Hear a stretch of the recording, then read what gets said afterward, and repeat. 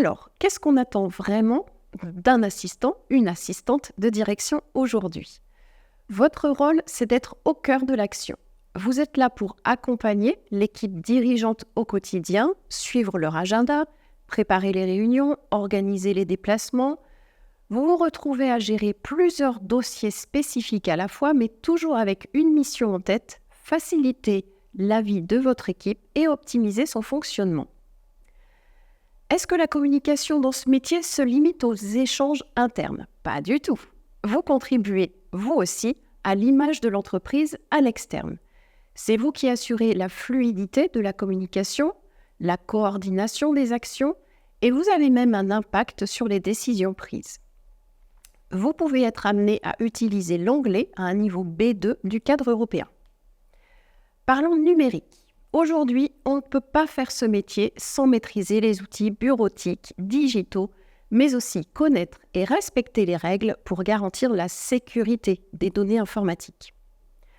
Autre point clé, l'accès à des informations confidentielles. Comment gérer cela? Votre discrétion doit être irréprochable parce que vous travaillez avec des données sensibles. Maintenant, venons-en aux compétences relationnelles. Vous devez être capable de coordonner plusieurs activités à la fois, optimiser les processus administratifs et peut-être même faire des propositions pour les améliorer. Est-ce que vous voyez dans ce rôle de facilitateur capable de gérer des projets, planifier des événements, tout en restant flexible et réactif? En tout cas, c'est ce qu'on attend de vous. Vous vous demandez peut-être, et l'autonomie dans tout ça? Ça dépend bien sûr de la taille, de l'organisation de la structure où vous travaillez. Mais une chose est certaine, vous devez être prête à gérer des priorités changeantes, des imprévus et interagir avec une multitude d'acteurs différents à tous les niveaux hiérarchiques. Enfin, où peut-on exercer ce métier? Dans tout type d'organisation, que ce soit une entreprise commerciale, une association ou une administration.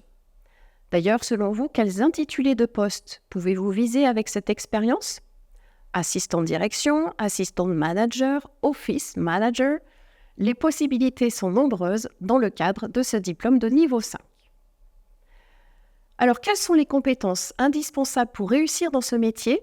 Bien communiquer, bien organiser vos actions et savoir mobiliser les outils numériques.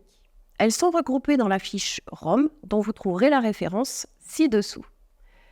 Je vous propose également une fiche métier type que vous pourrez vous approprier en fonction de vos propres expériences, de vos enquêtes métiers, de vos observations lors des stages ou d'une alternance.